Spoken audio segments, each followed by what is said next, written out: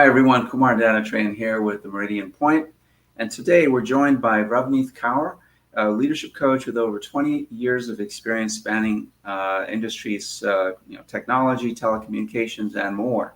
With certifications as an ICF PCC, co-active coach and organization relation systems coach, Ravneet has evolved from her roots as a software developer to becoming a faculty member with CRR Global, where she trains the next generation of coaches.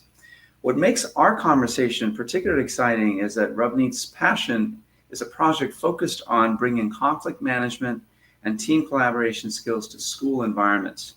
Through her Harmonizing the Classroom workshop and broader educational initiative, she's addressing the critical gap between academic instruction and the interpersonal skills students need to thrive. Drawing from her unique perspective as both a parent and a relationship systems coach, Ravneet is working to transform how schools approach teamwork, conflict resolution, and collaboration. And you, as well as everybody that's listening to this, knows how important those things are in the workplace today. So without further ado, let me bring Ravneet on the stage. And thank you so much for joining us today, Ravneet. Yeah, thank you for having me. Of course. All right. So your Harmonizing the Classroom workshop addresses a fundamental gap in our educational system. I remember going to school and, teachers didn't have time or really the skill to teach us how to be team players or resolve conflict amongst ourselves when there was conflict. What specific observations or experience led you to recognize that students weren't being adequately prepared with collaboration and conflict resolution skills? Yeah, so Kumar, during my earlier coaching work with students and educators, I noticed that there's a recurring pattern where students are being placed in group projects. And before I say that, teaching has been slightly different nowadays. In our times, in old times, as you talked about, it was more like we were sitting on our desks, and then there's a teacher standing, and she's just kind of downloading information onto us. Yeah. But nowadays students work in projects, students work in groups, and they're given an assignment, and they work together on that assignment. So looking at from that perspective, students are being placed in the group projects. However, they are not being provided any prior guidance on to like how to collaborate in those Mhm. projects. So you Mhm. may end up finding, um, you know, people dominating in the groups. And let's say if there is one person or two person or three people dominating in the group, it leads to frustration among those students. Yeah. And then it leads to resentment. And effectively, neither the project gets done properly, and the children are not happy being together. Yeah. So, so it is important to give guidance on to how to collaborate and how to work together as a team. What I have seen is, after talking to these students and teachers, that there is no prior guidance for that. It is expected that these interpersonal skills are kind of innate, which is not Mm. really true. And at times I've heard teachers saying, okay, like you're put in the room together and go figure it out yourself. How are you going to Yeah. work? And Yeah. that really doesn't work. So That's so that, true. yeah. So that group, that gap in this group projects that I saw made me realize that in corporate, as you also know, there are so many different techniques that we are taught. And I was sad to see why these skills are not explicitly taught in the schools. Hmm. Because if they are taught in the schools, probably we won't need them to be taught in the corporate. People Yeah. will already know that, and they'll already be prepared for those skills.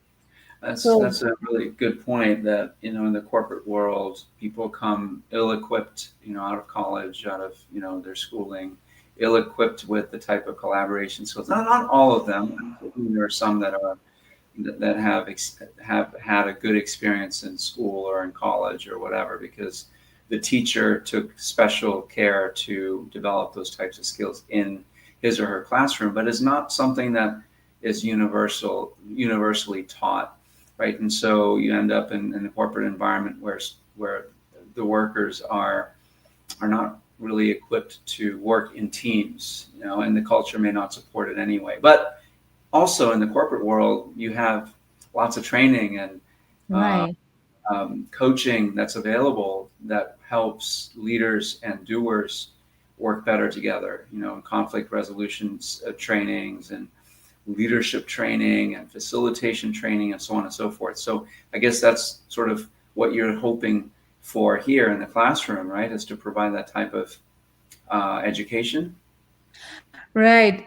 So you are right in the point that some teachers and some students and some people working in the corporates are kind of gifted with that kind of skills, but not everybody is. And Yeah. so leaving it to chance is not a good idea. Yeah. So instead of leaving it to chance, we want to bring these skills proactively, so that it's not only one or two or three people who are good at that, but there is a skill that is Yeah. prevalent in everybody. Yeah. It's a repeatable pattern that teachers can employ to Yeah. help their students do better in school. At the end of the day, it's about education, right? And their ability to learn and learn on their own and learn with others. And so I think that's a huge gap that um, I, I hope this workshop addresses. You mentioned in our prior conversation that these interpersonal skills need to be learned and practiced rather than them being innate abilities, right? As you mentioned earlier, how does your approach differ from traditional methods that teachers may employ that either work or don't work? Yeah, as I mentioned, traditional classroom management is, as you just mentioned, is more about teacher standing in front and teaching the Yeah. students. And also, it falls back on the teachers to kind of control the students, manage the students, and considering everything that needs to be considered for the students. What we are saying over here, by the means of these workshops and later on, different programs that we are looking forward to develop, is instead of the teacher saying, "Oh, how do I manage the students?" It's Mm-hmm. about, how can I empower the students to manage among themselves? Mm-hmm. Mm-hmm. Right? So these are these shared spaces where these students can take that responsibility. So it's by the means of systems coaching, emotional intelligence, and social neuroscience that we want to bring the capability of navigating conflict, giving and taking feedback, and co-creating solutions together. Bringing these capabilities to the students directly. So it's really not about that we need to correct their behaviors. It's Mm-hmm. about we need to build this capacity in the students. Yeah. I love that. You end up with much better, well-rounded students, not just with the academic knowledge, but also emotional intelligence, the ability to deal better with other humans that they're going to be interacting with in the workplace and throughout Yeah. their lives, really. I wish I'd had that, I had to learn when I got into the workforce these skills over the course of, I don't know, 5, 10 years, how to be an effective team member, for instance, Right. or Yeah. a collaborator, or just working with other people in general. It's a skill that's a learned skill. I mean, some people have it naturally, but Sure. I think even those people that have it naturally can learn from specific coaching and education on how to hone their craft, if you will. Right. Right. So your workshop, you invite not just educators, but also parents and students to participate. What have you observed when you have this sort of a mixed attendees between educators, students, parents, and others? Yeah, so one word I would say that I observed was empathy. Hmm. Um, even when we all work in this education system together, I have seen students, parents, teachers more or less work in silos. Yeah. And when I say that, what I mean is it's hard for each one of them to understand where the other person is coming from, Right. and or what the expectations or perspectives of the other side would be. So students lacking that for parents or teachers, and parents for students and teachers, and so on. So bringing them together on the same platform actually helped us to see, or to enable them to see each other, which they Hmm. have been missing so far. Yeah, that must have been powerful. Did you say that the insights are more revealing for parents, for teachers, or students, or was it sort of all of the above? I would say all of the above, Hmm. because it was just a different insight for each one of them. Okay, Yeah. interesting. And Mhm. what were the outcomes from those insights? How did you, or have you thought about how to incorporate those into future workshops? So, like one of the students said, we were talking about these projects, and as he said, um, if I would know why this other person in my team is asking for a different topic, Mm. I would have addressed that in a different way. Mm. I Hmm. would have maybe talked to that in a different way. Now, as the student said that, a teacher in the class was hearing it, and she got an aha moment seeing that, and it's Yeah. like, I never thought about that. Yeah. No, So that's brilliant. yeah. Yeah. So that was one of the examples, and we had many, many such insights in the workshop. Yeah. That's fantastic.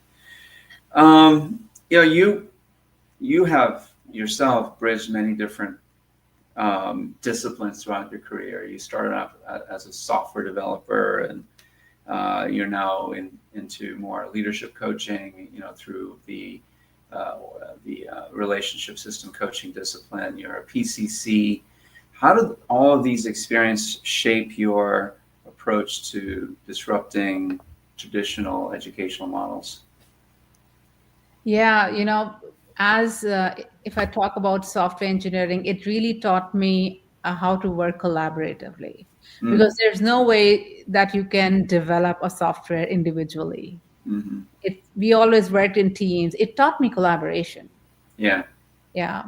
It taught me systems thinking, how to look Yeah. at it from a bigger perspective, Sure. from a top level. On the other hand, coaching, it taught me empathy. It taught me Hmm. relational intelligence.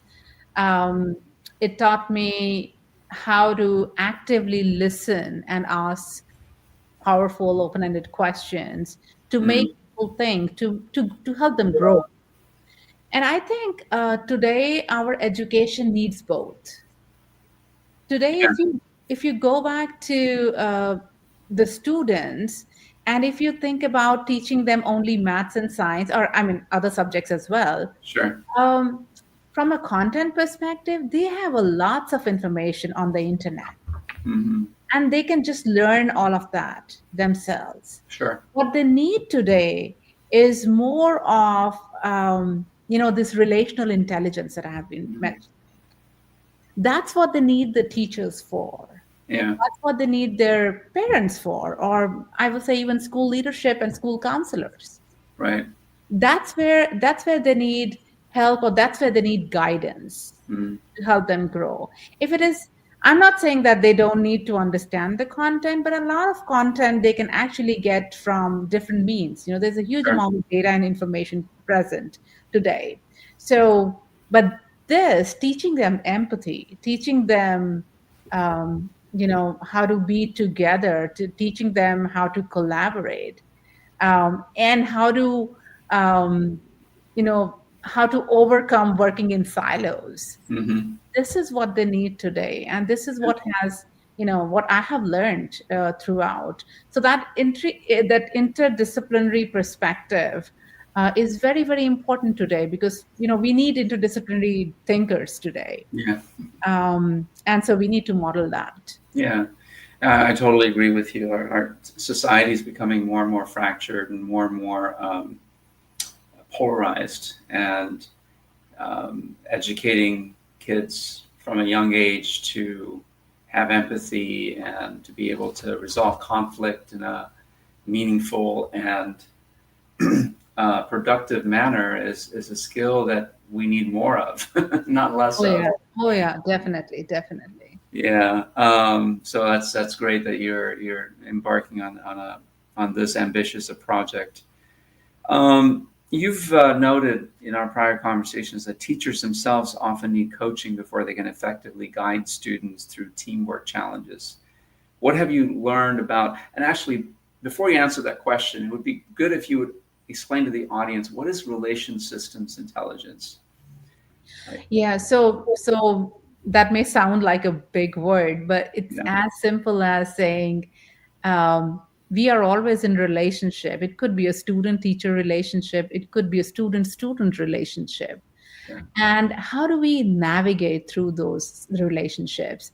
Mhm. For instance, take an example of resolving conflicts. How do I navigate through that conflict with my peer, with my somebody who's working with me in a group? How do I give and take feedback from this person? How do I grow this person? How do I empathize with this person? So relationship systems is not only about me as an individual, but who are we together and how do Mhm. we work together? So having intelligence about that is what Mhm. we call as relational intelligence. So that'll make this next question more appropriate, right? So teachers, as I mentioned, they may need coaching themselves before they can effectively guide the classroom. How does relationship systems intelligence, or how would you apply that to the teacher's sort of tool bag, if you will, to help them in the classroom? Yeah, this was something that we actually realized while we were going through this workshop. Teachers are overwhelmed today. Mm-hmm. They have a lot to do.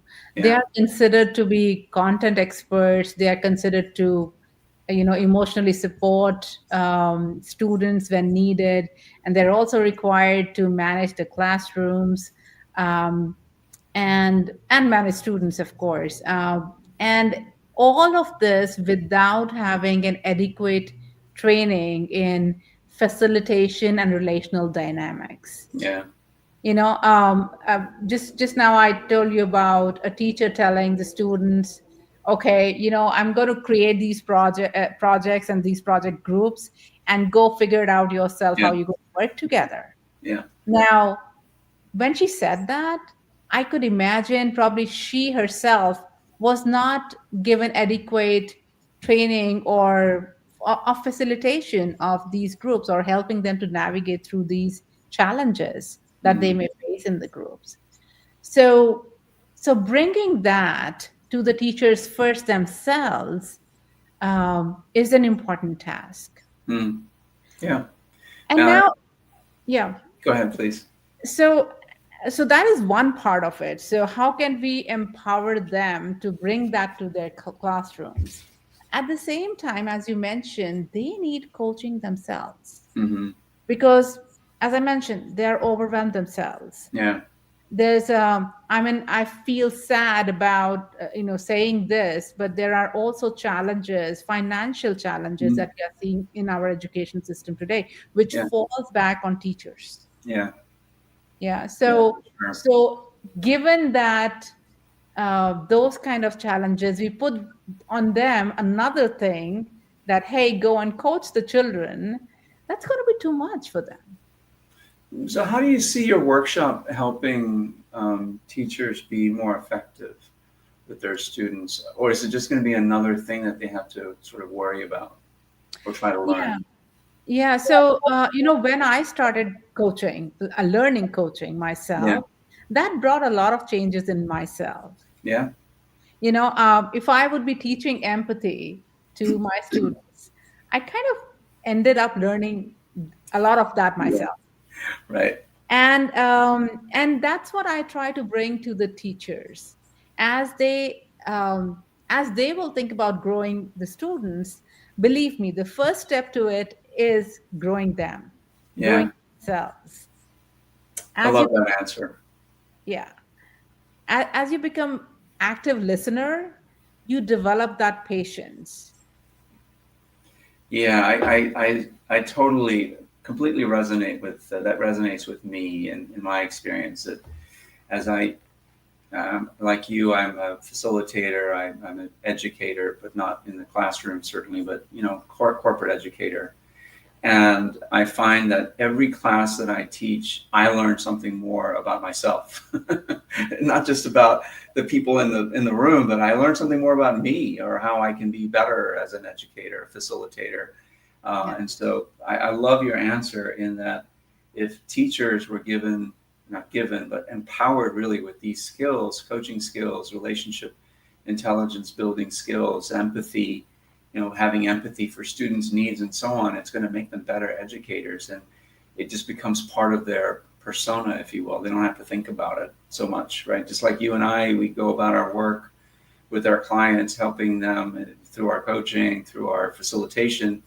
It's not like it's not, it doesn't seem like an additional burden on you, or at least from my perspective, it's not. It's just a capability now that we have, that we Right. employ in our everyday actions as we go through our workday. Right. As we talk about the teachers, and as I mentioned, since they're already overwhelmed, it's not about adding one more thing, as you said. So, um, I do see other programs, some of them add additional one-on-one coaching with the students. So, Mhm. that's really an additional thing. Yeah. Say that have a regular one-on-one coaching with students, that Mhm. the teachers are asked to do that. Now, that will bring an additional task for Sure. them. What we are saying over here is that your teaching becomes coaching like. Yes. Yeah. So develop that capability within your teaching Mhm. rather than just treating coaching as a separate thing. Yeah. Yeah. Now that you mentioned students, I'm curious about your stance on sort of peer coaching, students coaching other students. Yeah. I'm glad you asked that. Because that was this program that we are developing today, and we are working actively with universities to partner Hmm. on that program. The next step to it is actually peer coaching, Hmm. Yeah. because we do want to enable teachers to empower the students, but then what is there for the students? Yeah. Once they become capable of that, they may be able to develop peers. Yeah. And I believe with all these programs, it would rather take the burden away from the educators and not add to it. Yeah. No, that's fantastic. I certainly think that it would be a huge benefit for teachers to have these types of capabilities at their disposal. But more than that, the beneficiaries are going to be those students. Those kids that get out of middle school, high school. And this is a question that's forming in my mind because I think the approach is going to have to be different depending on the age of the child, right? And even in universities and colleges, my experience in college is very regimented. You take your classes, you go one classroom to another. The 100 level courses were in these huge classrooms with 200 or 300 students. There's no way that educator is going to have any kind of relationship with 300 people in a classroom. So I'm getting to my question. Well, the first part would be, how would this approach be different depending on the age of the child in school? And is there a place for this in universities? Yeah. So let me answer your first question. Depending on the age, Yes, we need empathy at every age, but nevertheless, we divide this program from the perspective of, into three parts, from the perspective of high school students, middle school students, and elementary students. Okay. And as teachers, since you may be teaching um, one of these groups of students, there will be different exercises and tools that may help you to bring that. So the basic principles remain the same. You want collaboration at all levels, you want teamwork at all levels, and you want empathy at all levels, and maybe also developing giving and taking feedback. For so I'm just taking a few examples, but it may be just different for the elementary school. It may Yeah. be so, for example, if I have to develop leadership for the elementary students, I might develop something like a leader of the day, Mm. and then ask this leader of the day, have one student assigned every day who's leader of the day, and this student is assigned to take care of creating the lines, students standing properly in the lines, and singing whatever songs they are singing, doing the prayers.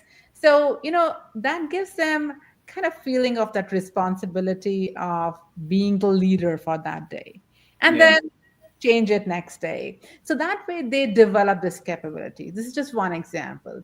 Now Sure. leadership will look very, very different for a high school student. Yeah.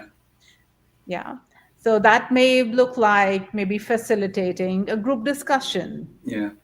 um, so that ways we will, so we still talking about leadership in both the sides. However, the tools may change, Yeah. and the way we implement it would be different. Yeah. Because kids are, at different development stages in Right. their maturation process. A 7-year-old, 6-year-old Right. in elementary school is not going to be have the same level of thinking and empathy as a high school kid, right? And so it has to be geared to the age level that you're teaching. That makes a lot of sense. And I suppose as you get older, you can start to incorporate or introduce more of that servant leadership mindset into older kids, because they will now get it. They will be able to practice it, and become better leaders in their adulthood. So what about college? Sorry, what about college? Yeah, we covered K through 12. What about universities? How is there an applicability for this for uh, university professors?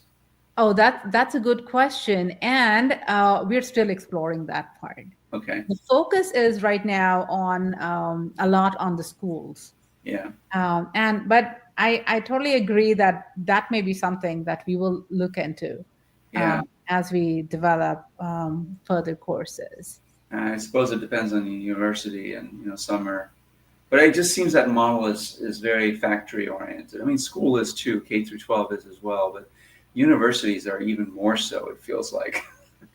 Yeah, I mean, again, if we start, developing students at that level of schools, then probably they'll already be Yeah. very well by the time they reach the college.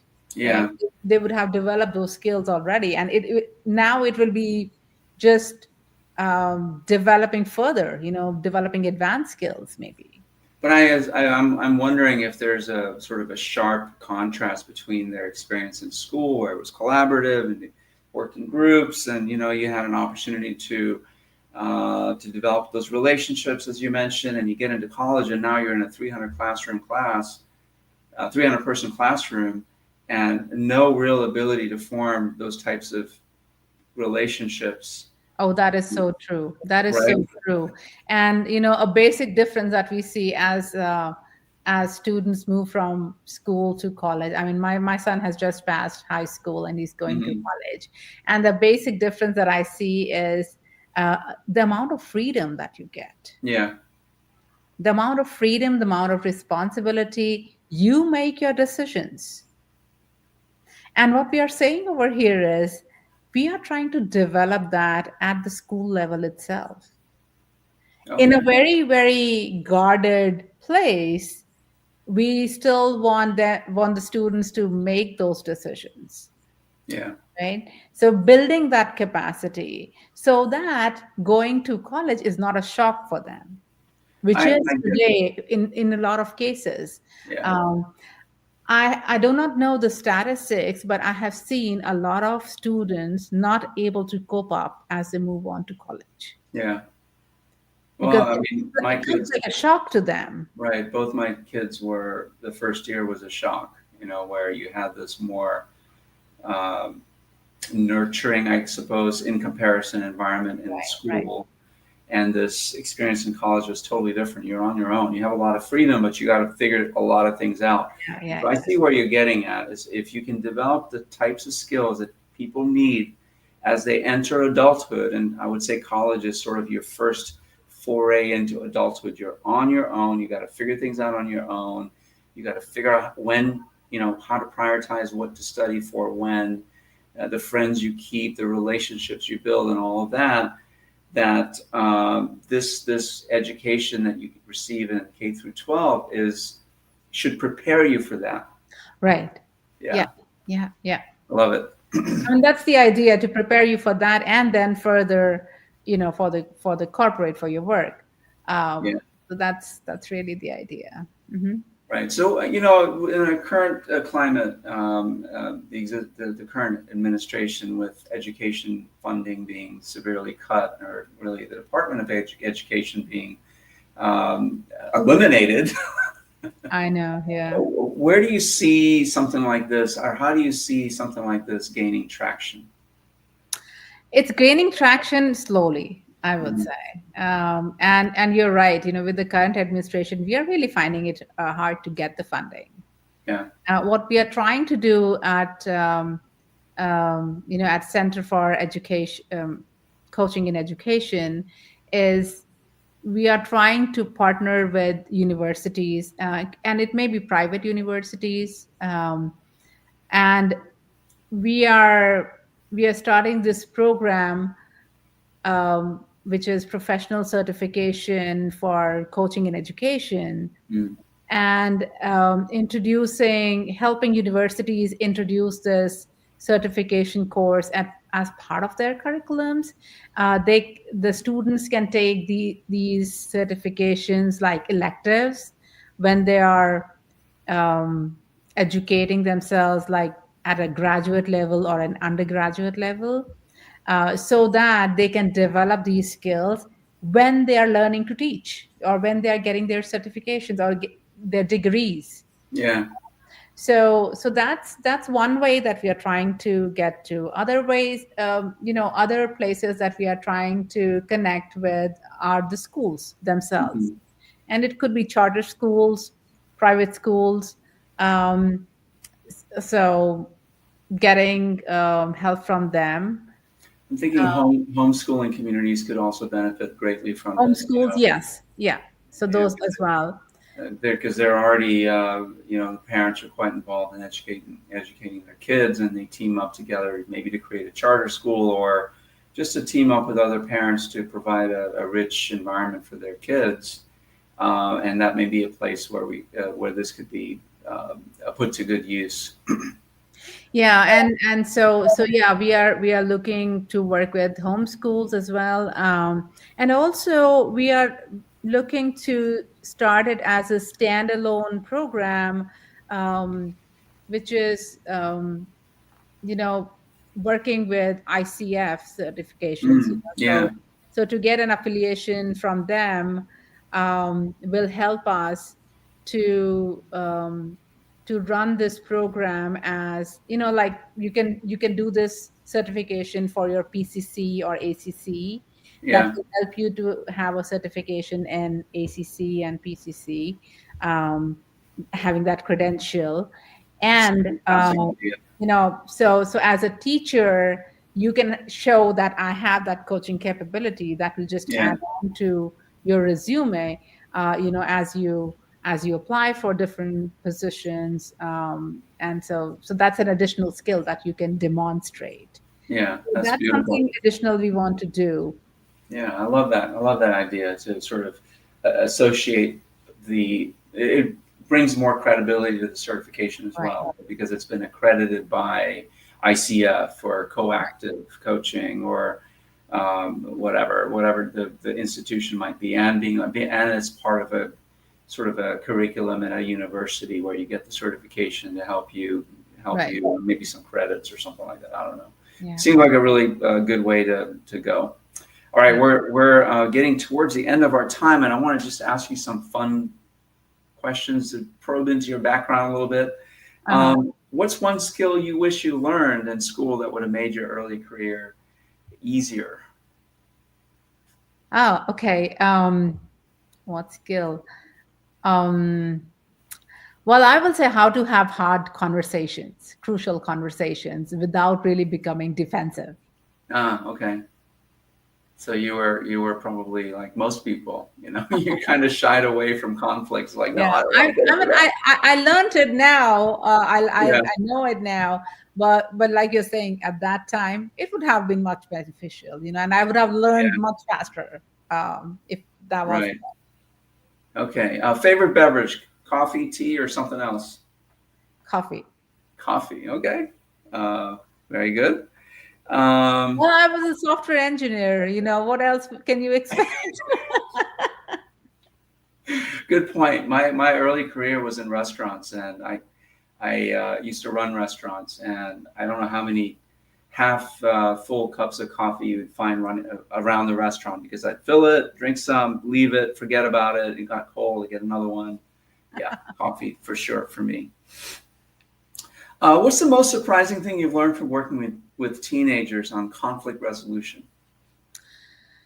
They teenagers today want authenticity and transparency Hmm? and honest communication. Yeah. Don't think about hiding things or putting things under the carpet. Just bring it up. Okay, interesting. Like just like regular people. Nothing, no, right? I mean, who wouldn't want that? Yeah, Oh, that's so true. That is yeah, true. However, what I have seen is that if you want to use that word, I don't know if I have a better word. It's about when we were students or teenagers. We're not that bold. It's like yeah, tell it to me. If my teacher would have said something or my parents would have said something, I may not be cross questioning. yeah. You're right about that. The But culture has today, definitely shifted and changed.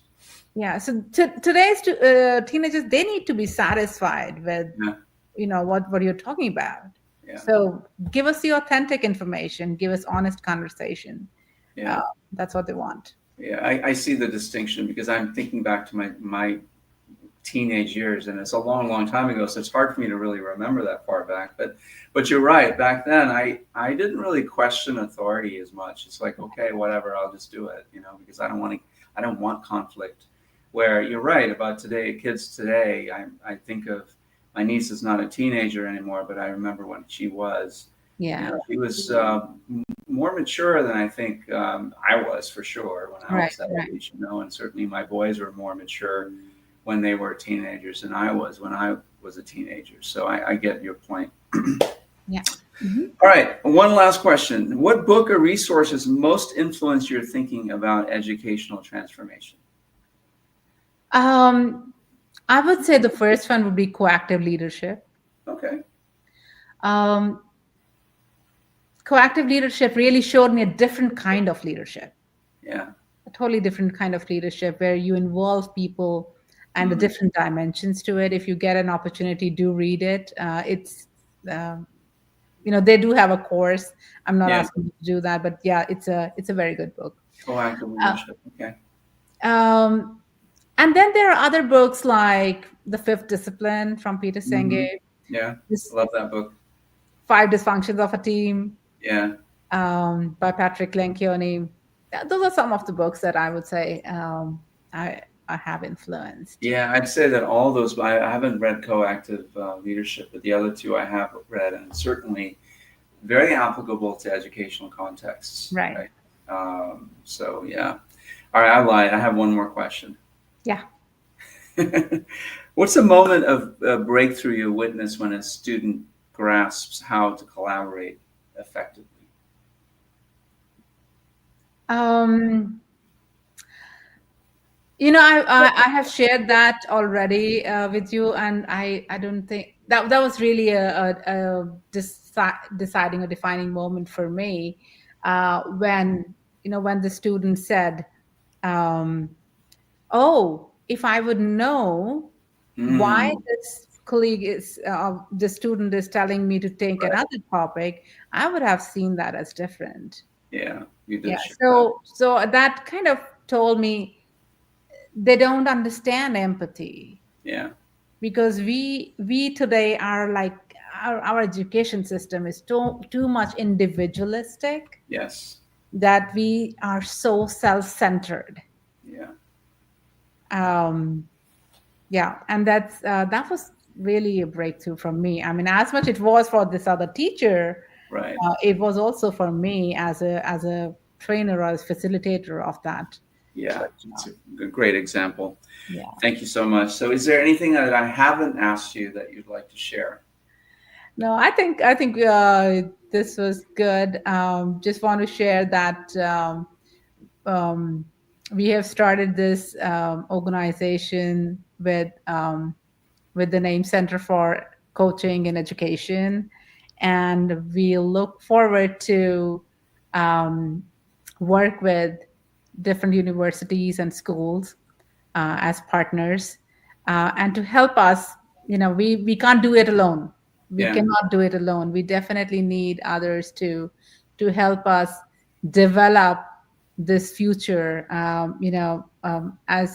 As we generally say, the purpose of Center for Coaching and Education is empowering educators and shaping futures. I love Um, the vision. that's really the aim. I love the vision. So, when ready, I'll have you back on. We can talk more about the Center for Coaching and Education. If you need any, if you're interested in getting more information, I will include Ravneet's contact information in the show notes for this episode. Please contact her, and we will be. I'm sure she'll be delighted to share information about progress in that space. Thank you so much for watching. Thank you for joining, Ravneet. I Thank appreciate you. you. Thank All you. right. Thank you so Bye, much. everyone.